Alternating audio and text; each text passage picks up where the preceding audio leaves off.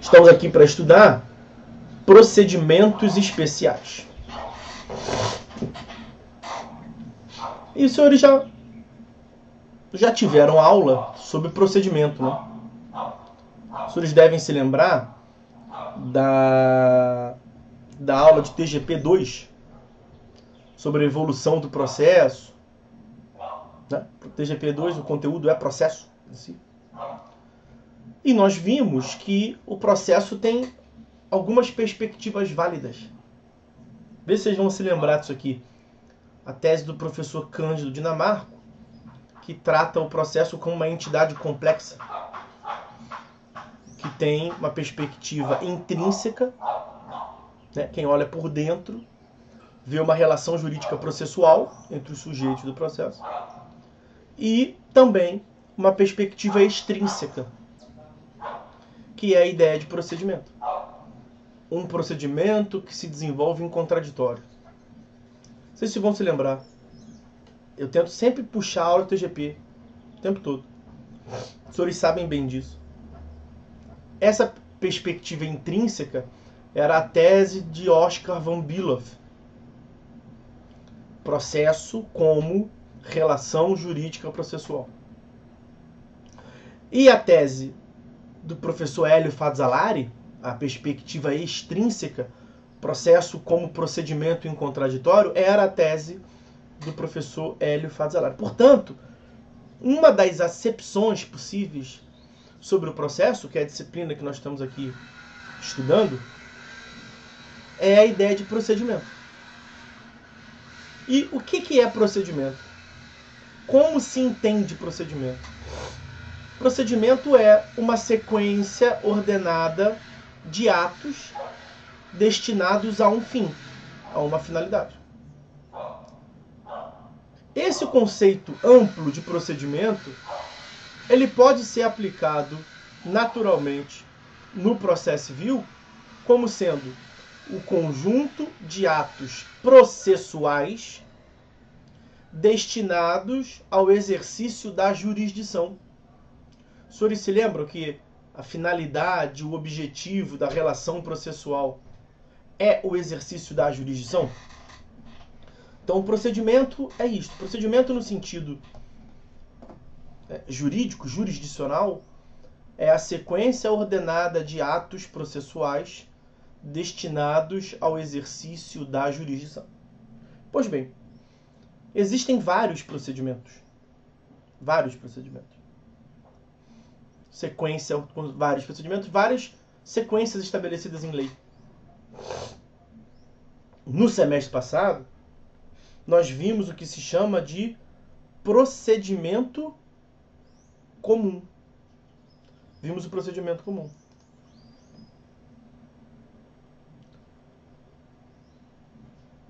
E aí, o procedimento comum, que começa lá com a petição inicial, tem a audiência de conciliação e mediação, tem a resposta do réu, providências preliminares, julgamento conforme o estado do processo, instrução probatória e sentença. Nós fomos o semestre passado inteiro tratando do procedimento comum da tutela cognitiva. Nós passaremos a ver agora os procedimentos especiais. Esse semestre é dedicado ao estudo dos procedimentos especiais. A Andressa disse, ela declara o direito. A tutela cognitiva tem essa função de certificar o direito, de definir o direito, de declarar o direito. Por um procedimento. Então, percorrendo um procedimento, ele, ao final, declara o direito, define o direito. Bom, no que consistem os procedimentos especiais? Que é o que nós passaremos a ver aqui. Procedimento especial é todo aquele que é distinto do comum. Então aqui nós temos já um conceito, a ideia de procedimento especial, que se chega por exclusão. É procedimento especial, o que não é procedimento comum. Então você sabendo o que é procedimento comum, você já resolveu duas coisas. O que é o procedimento comum, que você já sabe, aquele previsto lá no artigo 318 ao 508 do CPC. Aquele é o procedimento comum. Está no código o nome procedimento comum. Você já passou a saber também o que é procedimento especial. Porque serão procedimentos especiais todos que sejam distintos desse. E quem vai dizer isso, essa distinção, quem vai estabelecer o procedimento é o legislador. A lei, o ordenamento jurídico, lato sensu, ele te traz essa resposta. Porque nós temos o due process of law, né? O devido processo legal.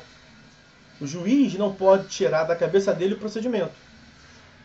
Em que pese o Código de 2015 ter atribuído ao juiz uma primazia, um poder de adaptação do procedimento. Então, a lei traz quase que uma válvula de escape para ele, como ele pode, por exemplo, inverter a ordem do ato, se o caso concreto assim pedir. Então é uma possibilidade maior de adaptação. Isso não desnatura o procedimento comum. O procedimento especial é aquele, e essa possibilidade do juiz adaptar o procedimento está lá no 139 do CPC. Salvo engano, artigo 139, inciso 6º, de dilatar prazos processuais, inverter os atos do processo. Esse é o poder geral de adaptação. Já o procedimento especial é aquele que o próprio legislador disciplina de um modo diferente. No procedimento comum, o legislador disciplinou como é que ele é padronizado, tem a possibilidade lá do juiz inverter um ato ou outro ali, mas dentro do procedimento comum. Já o procedimento especial é aquele que o próprio legislador disciplina de um modo diferente. E aí, é isso que nós veremos aqui. Nós vamos começar o semestre, a partir da próxima aula, tratando da teoria geral dos procedimentos especiais. Por que tem um procedimento especial?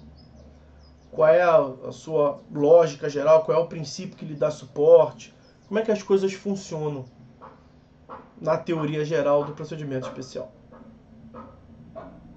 Veremos, por exemplo, recordaremos, porque nós já vimos, a leitura mais atualizada, mais consentânea do princípio do acesso à justiça. O acesso à justiça como o acesso à ordem jurídica justa. Leitura contemporânea. Falaremos do projeto Florença. Foi um trabalho desenvolvido com a preocupação de investigar se o acesso à justiça estava sendo bem desempenhado a nível mundial. E aí a resposta que foram recebidas lá em Florença resultou num trabalho que pretendeu trazer a solução para os problemas apresentados. Nós falaremos sobre isso. E aí veremos que uma dessas perspectivas era justamente os procedimentos. Que deveria ser necessário, que é conveniente, a estipulação pelo legislador de procedimentos que sejam distintos do procedimento comum para a resposta de um ou de outra situação jurídica. E aí ganhou força e proliferou os procedimentos especiais. Falaremos então dessa teoria geral dos procedimentos especiais. Vai demorar 1 ou 2 aulas a teoria geral só. Só uma base. Em larga medida para recordar e tratar aqui de tópicos associados a procedimentos especiais. Aí depois a gente passa para a segunda parte da disciplina, que são os procedimentos especiais em espécie. E aí, assim, já uma observação nesse encontro introdutório aqui, para estabelecer as bases, para mostrar a regra do jogo. Nós não veremos todos os procedimentos especiais. é absolutamente impossível. Teria que ter uma faculdade inteira, 5 anos, para estudar todos os procedimentos especiais. Porque vejam, se eu lhes disse que procedimento especial é todo aquele que é diferente do comum, imagine a quantidade de procedimentos especiais que existem. Tudo que é diferente do procedimento comum é procedimento especial. Então, juizados especiais, mandado de segurança, a ação de despejo, a ação de renovação de aluguel, as ações da lei de locação, a ação popular, ação civil pública, ação de desapropriação, e não para. Uma infinidade. Ação declaratória de constitucionalidade, ação declaratória de constitucionalidade, habeas corpus, mandado de injunção. Bom, aí eu acho que já deu para os senhores perceberem que tem procedimentos especiais que são associados a outras disciplinas, né? Ação de falência, ação de recuperação judicial, direito empresarial que vai estudar. Lá o professor vai falar. Os senhores têm aqui na Cândido uma disciplina só? Não, não é só. Acho que sim, acho que só. Tem um direito empresarial que é só sobre ação, sobre falência. Falência e recuperação judicial. Já dei aula disso. Acho que os senhores vão estudar lá no 9º período. É um procedimento especial. Vão estudar a lei de falência, a lei 11.101 de 2005. Nós não vamos tratar disso aqui. A ADIM, ADC, direito constitucional, que estuda os remédios constitucionais, as ações constitucionais. Então é preciso estabelecer aqui qual é o nosso âmbito de atuação, para que os estudantes não saiam daqui frustrados, né? Nem saiam daqui desesperados. Se eu fosse me dispor a falar de todos os procedimentos especiais, eu ia falar assim, procedimento tal, é a lei tal, vejam a doutrina tal, e é isso. 5 minutos resumir, porque são muitos procedimentos especiais. Tá?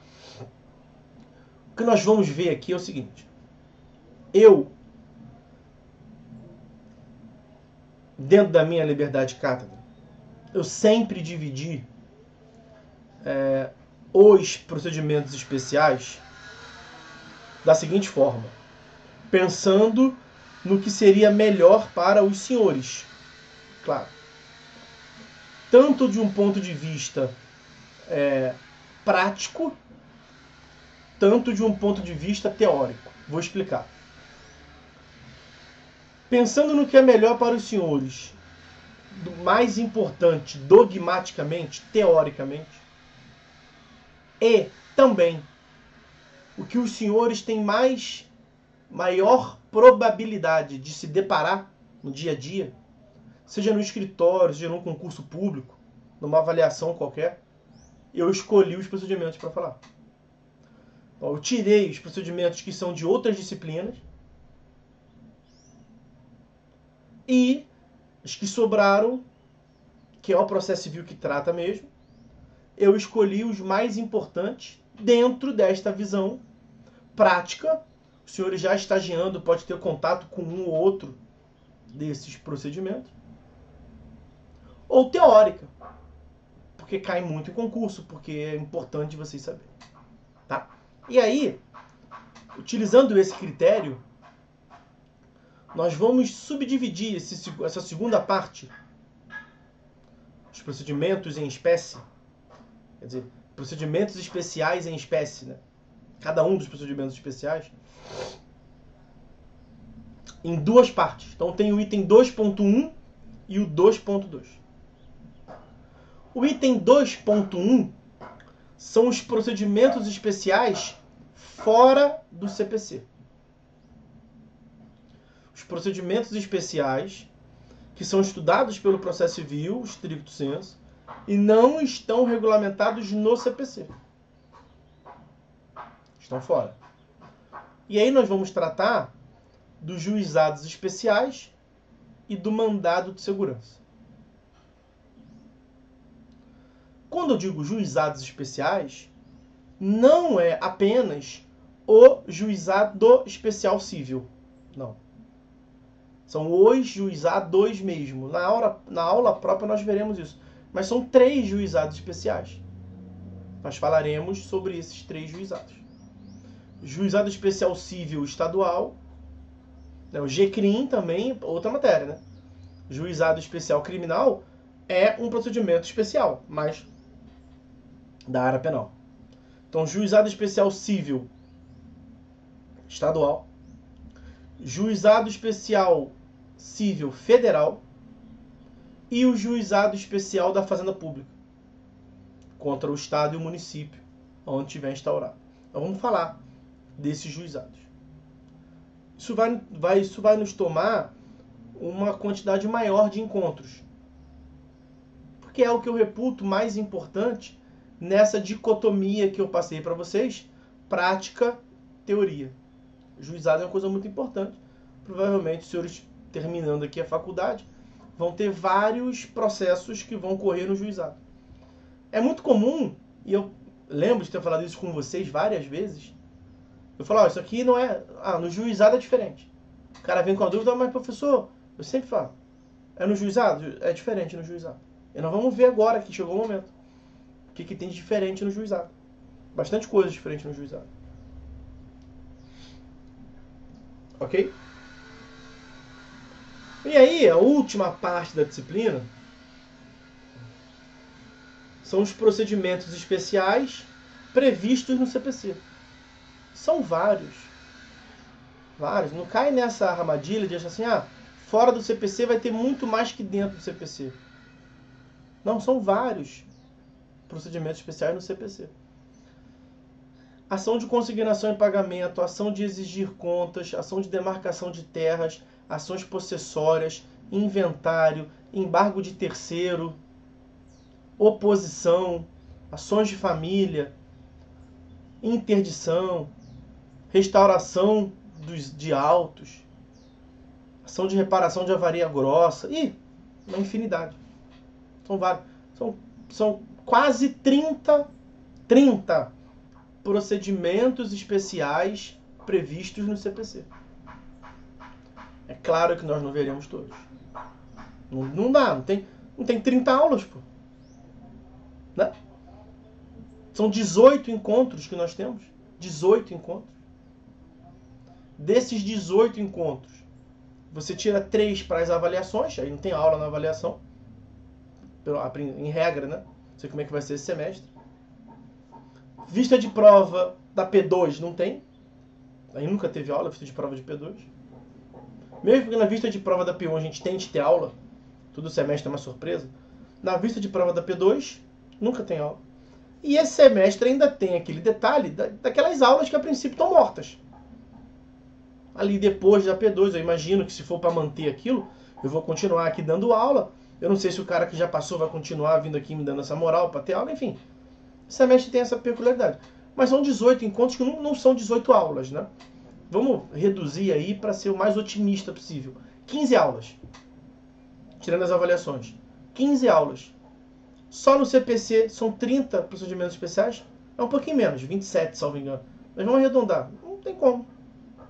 E fora isso, vamos ter que ter uma aula para a teoria geral dos procedimentos especiais, como eu adiantei para vocês. Vamos ter algumas aulas para os procedimentos especiais fora do CPC. Não tem como ver todos satisfatórios. Então, pela mesma lógica, eu seleciono os mais importantes do ponto de vista teórico e prático para os senhores. Ação de reparação de avaria grossa. Isso eu não falo. Não tem sentido falar. Que a avaria grossa é dano em embarcações. Então é um procedimento do direito marítimo. Não é por nada não. Eu nunca trabalhei com direito marítimo, não conheço ninguém que tenha trabalhado com direito. Tem quem trabalha com direito marítimo. É um ramo muito específico. Aí se você for estudar o direito marítimo, você vai estudar esse procedimento. Porque eu não sei nem te falar bem como é que é esse procedimento. Só lendo o código ali. Não é coisa do dia a dia. Então não vamos tratar disso. Tá? Essa é a lógica da disciplina. Beleza? Tudo bem para os senhores?